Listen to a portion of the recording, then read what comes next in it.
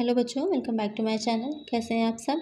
आज की वीडियो में मैं आप लोग के लिए export import procedures and documentation के एमसीक्यूज क्वेश्चंस लेकर के आई हूं।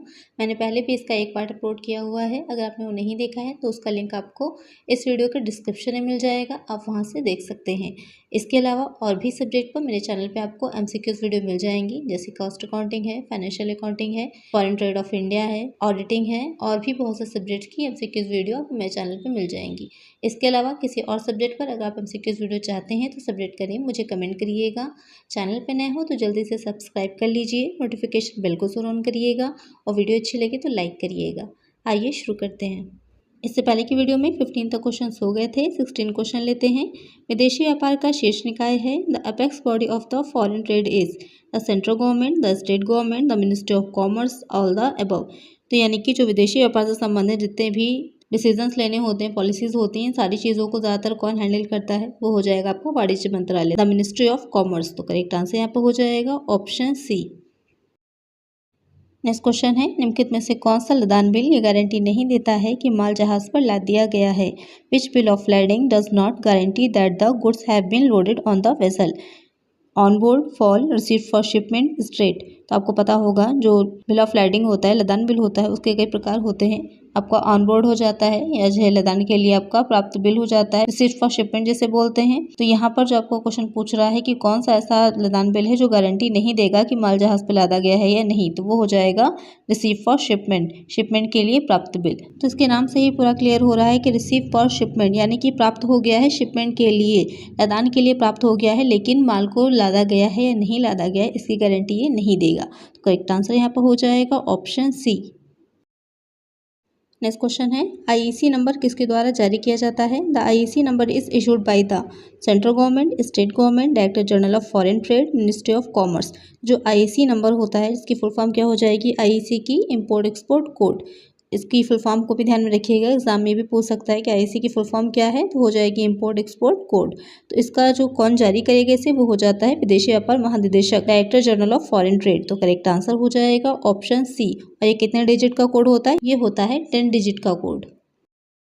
नेक्स्ट क्वेश्चन है, ड्राफ्ट के पराक्रम्य होने के लिए निम्नलिखित में से कौन सी शर्त नहीं है। Which of the following is not a condition for draft to be negotiable.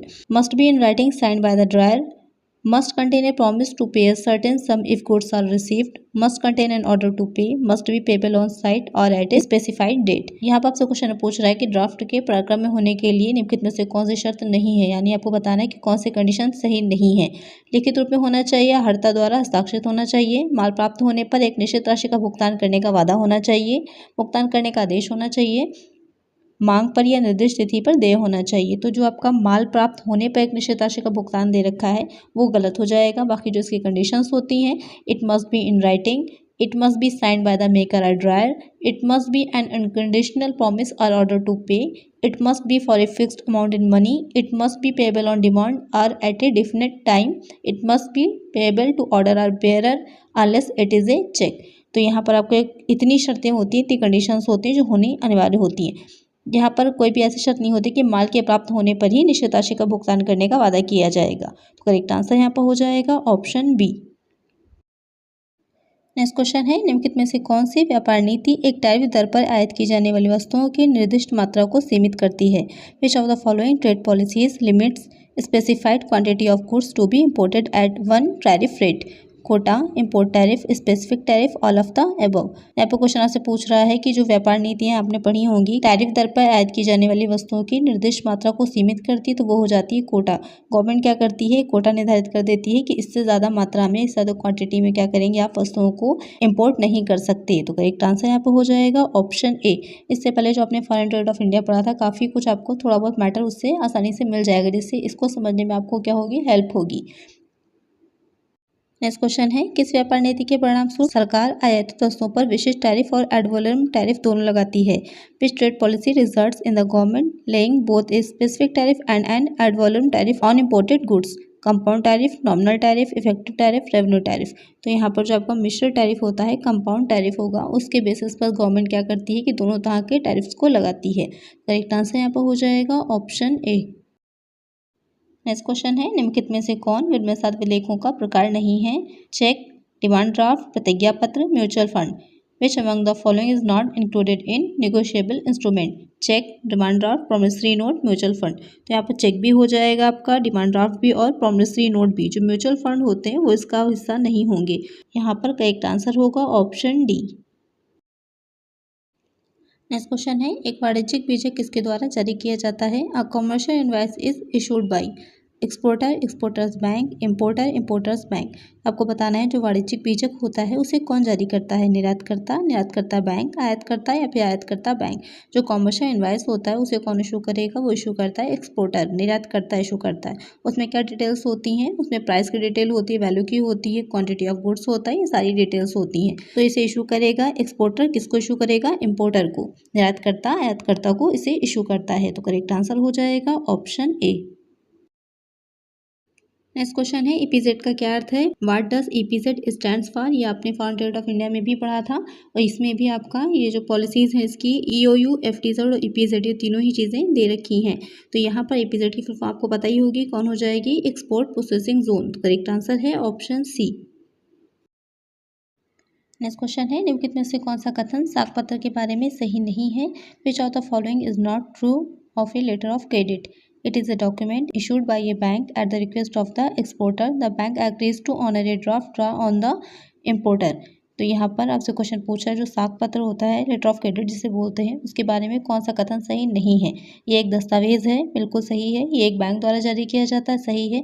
निर्यातक के अनुरोध पर, तो ये यहाँ पर एक्सपोर्टर के अनुरोध पर नहीं किया जाता है, जो बल्कि ये इम्पोर्टर के यानी कि आयातकर्ता के अनुरोध पर जारी किया जाएगा। तो यहाँ पर जो आपका ऑप्शन सी दे रखा है निर्यातक के अनुरोध पर, तो ये गलत हो जाएगा।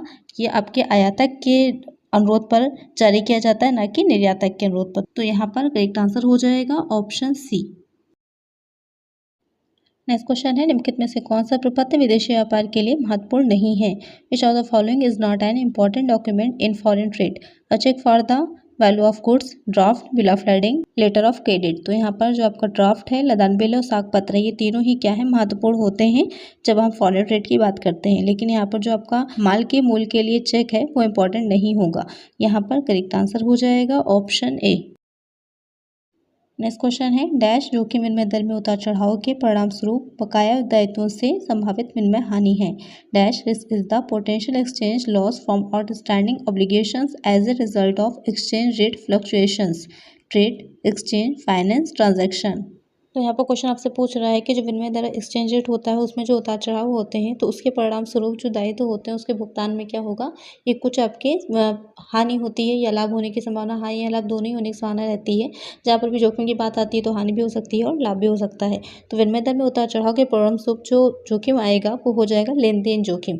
करेक्ट आंसर होगा ऑप्शन डी, क्योंकि क्या होता है करेंसी में क्या होगा? चेंजेस होते रहते हैं। तो अगर बीच में गैप लंबा होगा, ट्रांजेक्शन टाइमिंग लंबी होगी, एक जैसे आयात करा निर्यातकर्ता के बीच में जो आपका पूरा एक प्रोसेस होती है उसमें अगर टाइम ज़्यादा लगेगा बीच में, तो क्या होगा? वहाँ पर जो उसकी करेंसी रेट है उसमें चेंजेस हो सकते हैं, फ्लक्चुएशन हो सकते हैं। इस वजह से क्या होगा? इस आपका जोखिम कौन सा हो जाएगा? लेन देन जोखिम। तो करेक्ट आंसर होगा ऑप्शन डी। नेक्स्ट क्वेश्चन है, यदि वाहक को ड्राफ्ट दिया जाता है तो भुगतान किया जाना चाहिए। If a draft is made to bearer, payment should be made to a bank, dryer, acceptor, anyone who present the draft। तो यहाँ पर क्वेश्चन आपसे पूछ रहा है अगर ड्राफ्ट दिया जा रहा है वाहक को तो उसका भुगतान किसे किया जाएगा? तो यहाँ पर आपका जो ड्राफ्ट होता है तो ड्राफ्ट को ही बिल ऑफ एक्सचेंज भी कहते हैं। तो ध्यान दीजिएगा जो बिल ऑफ एक्सचेंज या फिर ड्राफ्ट होता है वहाँ पर आपके तीन मेनली हो जाते हैं जो पक्ष होते हैं उसके, एक ड्रायर होता है, एक ड्राई होता है और एक पेई होता है। तो यहाँ पर जो आपका ड्राफ्ट होगा वो अनकंडीशनल होता है, उसमें शर्तें नहीं होती और वो ट्रांसफरेबल होता है, उसे हस्तांतरित किया जा सकता है। तो यहाँ पर कोई भी व्यक्ति जो ड्राफ्ट को दिखाता है उसे पेमेंट किया जा सकता है। तो करेक्ट आंसर होगा ऑप्शन डी। नेक्स्ट क्वेश्चन है, निम्नलिखित में से काउंटर ट्रेड का प्रकार नहीं है। Forms of counter trade include the following except simple barter, clearing arrangement, consignment, counter purchase. Question आपसे पूछ रहा है ये काउंटर ट्रेड का प्रकार नहीं है। साधारण वस्तु विनिमय, समाशोधन व्यवस्था, कंसाइनमेंट, काउंटर खरीद। तो यहाँ पर जो आपका कंसाइनमेंट दे रखा है वो काउंटर ट्रेड का प्रकार नहीं है। बाकी सिंपल बार्टर, क्लियरिंग अरेंजमेंट और काउंटर परचेज ये तीनों ही क्या है? काउंटर ट्रेड का प्रकार हैं। तो यहाँ पर काउंटर ट्रेड होता क्या है, काउंटर ट्रेड जो हो जाएगा आपका वस्तु विनिमय की तरह होता है। जैसे कि इराक जो है भारत से चावल और गेहूं की प्राप्ति के बदले में एक निश्चित मूल्य पर एक निश्चित मात्रा में तेल की दैनिक आपूर्ति करे, तो वो आपका क्या हो जाएगा, काउंटर ट्रेड हो जाएगा। यानी कि हम वस्तु के बदले में वस्तु ही ले रहे हैं।